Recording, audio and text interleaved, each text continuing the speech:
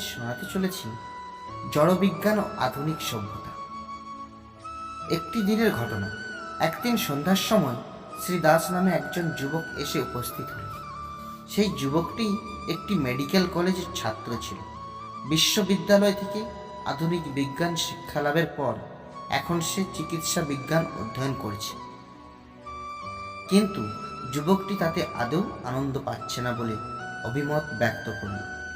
তাই সে তার সেই প্রকার অধ্যয়ন ত্যাগ করে আমাদের সঙ্গে কৃষ্ণ ভজন করবে বলে ইচ্ছা প্রকাশ করল। আমরা তার সঙ্গে কথাবার্তা করলাম। তার সঙ্গে কথাবার্তার মাধ্যমে আমরা বুঝতে পারলাম তার মধ্যে ভগবত চেতনার উন্মেষ হয়েছে। সে জড়বিজ্ঞান ও আধুনিক সভ্যতার পরিণতিতে অত্যন্ত ব্যতিব্যস্ত হয়ে উঠেছে। সে তার বন্ধু বান্ধবদের সঙ্গে থাকতে পছন্দ করেছেন, কারণ তার বন্ধু বান্ধবেরা তাকে ঠাট্টা পরিহাস ব্যঙ্গ বিদ্রুপ করছে বলে। সে প্যান্ট শার্ট আদি না পরে যদি ধুতি পাঞ্জাবি পরে তবে তাকে অসভ্য বলে বিদ্রুপ করছে। সে যদি ভগবানের একটু ভজন করে তবে তাকে মূর্খ বলে সম্বোধন করছে। উপরন্তু তাকে বলছে আধুনিক সভ্য জগতের বিংশ শতাব্দীর যুবক হয়ে, উচ্চ বিজ্ঞান শ্রেণীর ছাত্র হয়ে, অথচ আবার বিজ্ঞানহীন মূর্খের মতো আচরণ করছো। সে মৎস্য মাংসাদি ভোজন করছে না বলে তাকে নানা প্রকার ঠাট্টা পরিহাসের কথা শুনতে হচ্ছে বলে জানাল। তার বন্ধু বান্ধবেরা বলছে, দেখ আমরা মৎস্য মাংসাদি ভক্ষণ করে কত সুখে আছি, ভালো প্যান্ট শার্ট পরছি, টাই লাগাচ্ছি, জুতো পরছি, দেখ আমরা কত সভ্য। তুই এরকম অসভ্য কেন হচ্ছিস? প্রকৃতপক্ষে আধুনিক বিজ্ঞানের যা সব সুখ সুবিধা তা সব আমরা পাচ্ছি, তুই তা থেকে বঞ্চিত হচ্ছিস কেন? এই রকম বিভিন্ন কথা সব শোনা যায়। এই সব কথা শুনে মনেতে প্রশ্ন ওঠে, এই জড়বিজ্ঞান ও আধুনিক সভ্যতা কি? এটা কি প্রকৃত বিজ্ঞান ও প্রকৃত সভ্যতা? এখন আমরা এই বিষয়ে কিছু আলোচনা করব। প্রকৃত জগতে যত প্রকার জ্ঞান কৌশল ও সৌন্দর্য আছে তা সব প্রাকৃত বিজ্ঞানের অন্তর্গত। ধনুর্বিদ্যা বা যুদ্ধবিদ্যা, আয়ুর্বেদ বা চিকিৎসা বিজ্ঞান, গান্ধর্ব বিজ্ঞান, জ্যোতির্বিদ্যা, এই প্রকার সমস্ত বিদ্যাই প্রাকৃত বিজ্ঞান। ভূত প্রকৃতির এক একটি রূপ, এক একটি বিজ্ঞান। সেই বিজ্ঞানের গবেষণাতে অনেক জড় বৈজ্ঞানিক লেগেছেন। প্রকৃত জ্ঞান ও বিজ্ঞান কি? বস্তুর জ্ঞান ও বিজ্ঞান এক বস্তু। সাক্ষাৎচিত বস্তুর উপলব্ধিকে জ্ঞান বলা হয়, কিন্তু আজকাল যাকে জ্ঞান বলা হচ্ছে তা প্রকৃত জ্ঞান নয়, তা অজ্ঞান। এ জগতে বিষয় জ্ঞানকে বিজ্ঞান বলা হয়, কিন্তু বিষয় জ্ঞানকে যদি যথার্থভাবে ভগবত সম্বন্ধ করা হয় তাহলে তা প্রকৃত বিজ্ঞান হবে, নচেৎ তা প্রকৃত বিজ্ঞান পদবাচ্য নয়। জ্ঞান দুই প্রকার, পারমার্থিক জ্ঞান ও লৌকিক জ্ঞান। আজকাল পারমার্থিক জ্ঞান বৃদ্ধি হতে দেখা যাচ্ছে না, বরং পারমার্থিক জ্ঞান অনেক জায়গায় স্বভাবভ্রষ্ট হয়ে পড়তে দেখা যাচ্ছে। কিন্তু লৌকিক জ্ঞান বৃদ্ধির ফলে লোকের চিত্ত অনেক বিষয়ে আকৃষ্ট হয়ে মূল অর্থাৎ আসল তত্ত্বকে অনাদর করছে। একথা মনে রাখতে হবে যে লৌকিক জ্ঞান যত বৃদ্ধি হবে তত কুটিল সভ্যতা বৃদ্ধি পাবে, তা জীবনের দুর্গতি মাত্র। আমরা বারংবার বলেছি মানুষের জীবনকাল স্বল্প। এই স্বল্পকালের মধ্যে পরমার্থ লাভের জন্য প্রস্তুত হওয়া উচিত। লৌকিক জ্ঞানের যত অধিক চর্চা হবে তত অধিক পরিমাণে পারমার্থিক বিষয়ের কালাভাব ঘটবে। জীবনযাত্রার জন্য যতটুকু লৌকিক জ্ঞান দরকার ততটুকু উপার্জন করা যায়। অধিক লৌকিক জ্ঞান ও তার সহচর সভ্যতাকে আদর করার কিছুই প্রয়োজন নেই। এই পার্থিব চাকচিক্য কতদিনের জন্য? প্রকৃত জ্ঞান ও বিজ্ঞান ভগবান থেকে আসে, তা বিজ্ঞান সমন্বিত শুদ্ধ জ্ঞান। তাই ভাগবতে বলা হয়েছে, হে ব্রহ্মা,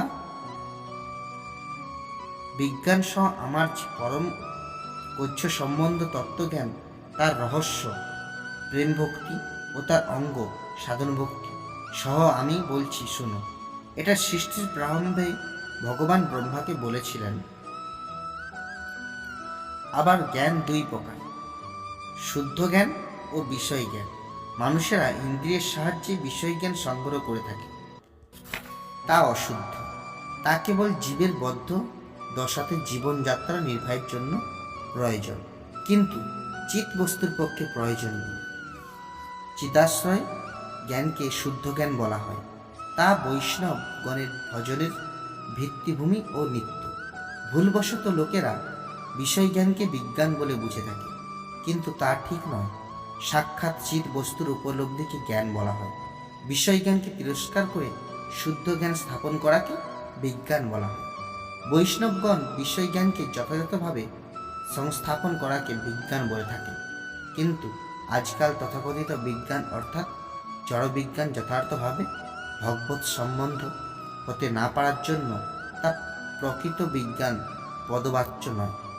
প্রাকৃত বিজ্ঞানের গবেষণা থেকে যা প্রাপ্ত হচ্ছে তা কেমন করে ভগবানের সেবায় লাগবে ও ভগবৎ সম্বন্ধ হবে তা জানা উচিত, এবং তদনুযায়ী তা ব্যবহৃত হওয়া উচিত। তাহলে তা প্রকৃত বিজ্ঞান পদবাচ্য হবে। জড়বিজ্ঞানের সহচর হচ্ছে আধুনিক সভ্যতা। সঠতার অপর নাম আধুনিক সভ্যতা। ভিতরের ভাবকে যত গোপন রাখা যায়, এই সভ্যতা তত বৃদ্ধি পায়। মানুষ্য জীবন যতদিন সত্য পথে থাকে ততদিন পর্যন্ত সরল থাকে। যখন সে অধিক পরিমাণে অসত্য ব্যবহার স্বীকার করে, তখন ভিতরে শঠ ও কুকার্যরত হয়ে বাইরে মিষ্টি কথায় লোকরঞ্জন করে সভ্য হওয়ার ইচ্ছা করে। সভ্যতা বলে কোনো গুণ নেই। সত্য ব্যবহার ও সরলতাই হচ্ছে গুণ।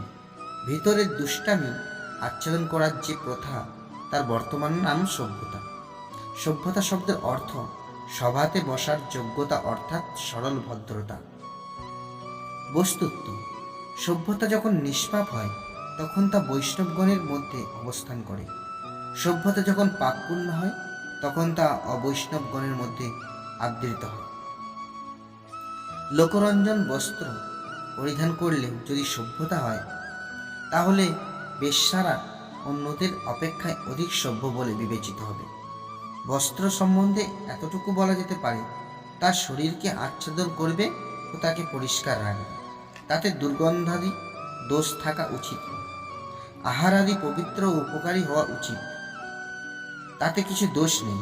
কিন্তু আধুনিক সভ্য লোকের মতানুযায়ী কেবল খেতে ভালো লাগাকেই যথেষ্ট নয়। তা পবিত্র কি অপবিত্র তার বিচার নেই। মদ মাংস স্বভাবত অপবিত্র, তা ভক্ষণ করে সে সভ্যতা হয়, তা কেবল পাপাচার মাত্র। যে অবস্থাকে সভ্যতা বলা হয় তা কলিকালের সভ্যতা, অর্থাৎ আসরিক সভ্যতা। মানব সমাজের সমৃদ্ধি বৈদিক জ্ঞানের ওপর আধারিত না হওয়ার জন্য আসরিক সভ্যতার ওপর নির্ভর করছে। আধুনিক সভ্যতাতে দেখতে পাওয়া যায় অনেক গগনচুম্বী প্রসাদ নির্মাণ করে মদ্য মাংস সেবনের ব্যবহার করা হয়েছে। প্রকৃতির সম্ভার উপাদান সমূহ অতুলনীয়।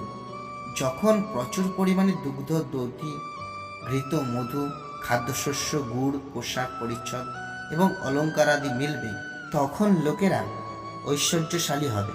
এটা হচ্ছে প্রকৃত সভ্যতা। বৈদিক সাহিত্য ভগবদ গীতার বর্ণনানুযায়ী যদি লোকেরা যজ্ঞকর্ম করবে, তাহলে এইসব প্রচুর পরিমাণে মিলবে। গীতাতে বলা হয়েছে, সমস্ত জীব জীবন ধারণের জন্য খাদ্যশস্যের উপর নির্ভর করে, যজ্ঞকর্মের উপর বর্ষা নির্ভর করে। অর্থাৎ যজ্ঞানুষ্ঠান করলে বৃষ্টি হয় এবং বেদ নির্দিষ্ট কর্তব্য কর্ম থেকে যজ্ঞ উৎপন্ন। মানব ও মানবেতর প্রাণী সকলে বিভিন্ন প্রকার খাদ্যশস্য, শাকসবজি, ফলাদির উপর নির্ভর করে। যারা মাংস ভক্ষণ করে তারাও খাদ্যশস্য উৎপাদনের উপর নির্ভর করে, কারণ খাদ্যশস্য উৎপাদিত হলে পশুপক্ষী প্রাণী আদি খেয়ে জীবন ধারণ করবে, আর তখন মাংসাশী মানব ও প্রাণী মাংস পাবে।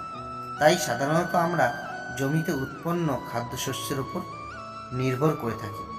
বড় বড় কলকারখানা থেকে উৎপন্ন যান্ত্রিক পদার্থের উপর নির্ভর করি না। কৃষিকার্য করলে প্রচুর পরিমাণে খাদ্যশস্য উৎপন্ন হবে। গরু করলে প্রচুর পরিমাণে দুগ্ধ, ঘি, দধি পাওয়া যাবে। জঙ্গল রক্ষা করলে প্রচুর পরিমাণে মধু পাওয়া যাবে। কিন্তু দুর্ভাগ্যের কথা, আধুনিক সভ্যতার লোকেরা গোহত্যা করেছে, আবার আজকাল জঙ্গল পরিষ্কার করে কলকারখানা নির্মাণ করা হচ্ছে। পাপ ও অপবিত্রতার বৃদ্ধি করা হচ্ছে। তাই শ্রীমদ্ ভগবত গীতাতে বলা হয়েছে, অসুর স্বভাব সম্পন্ন লোকেরা জগৎ বিনাশের জন্য অমঙ্গলপ্রদ উগ্র কর্মেতে লিপ্ত থাকে। তারা হচ্ছে নষ্টাত্মা ও অল্প বুদ্ধি সম্পন্ন। ভগবান সম্বন্ধে ধারণা না থাকার জন্য জড়বাদীরা মনে করে থাকে যে তারা সভ্যতা ও সমৃদ্ধির পথে অগ্রগতি করছে, কিন্তু ভগবদ্গীতা অনুযায়ী তারা হচ্ছে বুদ্ধিহীন ও কাণ্ডজ্ঞান শূন্য। তারা এই ভৌতিক জগৎটা পর্যাপ্ত পরিমাণে উপভোগ করতে চেষ্টা করে এবং তার জন্য তারা সর্বদা ইন্দ্রিয় তৃপ্তির উপকরণ সমূহ বিভিন্ন প্রকার জড় পদার্থ উদ্ভাবন করার কাজে লিপ্ত থাকে। আজকাল এই প্রকার ভৌতিক উদ্ভাবন মানব সভ্যতার উন্নতি বলে গ্রহণ করা হয়, কিন্তু পরিণামে এর দ্বারা লোকেরা অধিক হিংস্র ও ক্রূর হয়ে ওঠে। এরা জগতের বিনাশের জন্য পরমাণু বোমা ও আণবিক অস্ত্র নির্মাণ করছে বর্তমানে, যার জন্য সমগ্র পৃথিবী গর্বিত। এইসব আবিষ্কার জগৎ ধ্বংসের জন্য সৃষ্টি করা হয়েছে, কিন্তু এটা সভ্যতা ও সমৃদ্ধি নামে চলছে। মনে রাখবেন, এগুলি জগতের শান্তি বা সমৃদ্ধির জন্য উদ্দিষ্ট নয়। এটা কি প্রকারের সভ্যতা বা উন্নতি?